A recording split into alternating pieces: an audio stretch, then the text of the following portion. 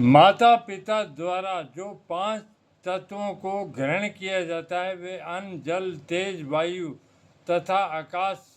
इन्हीं से शरीर यात्रा चलती है तथा इन्हीं से शरीर बना हुआ है।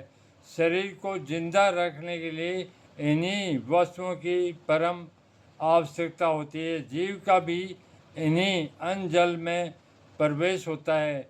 उसी अन्न को स्त्री पुरुष खाते हैं, उसका रज वीर्य बनता है, उसमें ही सूक्ष्म जीव प्रवेश हो जाता है तथा उसी से ही संतान की उत्पत्ति अर्थात वह जीव शरीर को धारण करके उत्पन्न होता है।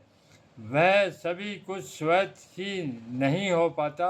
जीव को उसके अपने कर्मा अनुसार यथास्थान भेजने का कार्य में हरि परमात्मा का ही हाथ है तथा परमात्मा भी अपने वंशवर्तनी माया प्रकृति के माध्यम से यह कार्य करवाता है।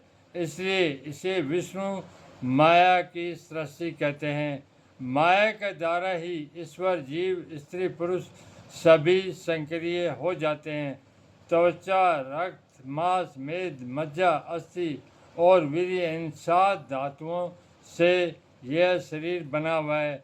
इन 7 धातुओं की सामर्थ्य ही स्वस्थता है और विकृति ही रुग्णता है। इस जीव की तो उत्पत्ति नहीं होती, यह तो इन 7 धातुओं के समूह में प्रविष्ट हुआ है। देश काल और त्वचादि वर्धक पदार्थों को पाकर वह जेल में लिपटा हुआ शरीर तो 9 या 10 मास तक गर्भ में ही सहन करता है। वह गर्भावास तो भयंकर अंधकार युक्त नरक कुंड की तरह ही दुखदायी होता है। वहाँ से छूटने के लिए सदा प्रयत्नशील रहता है। वहाँ पर भी हरि का हाथ होता है। हरि की सहायता से सुरक्षित रहकर विकास को प्राप्त होता है।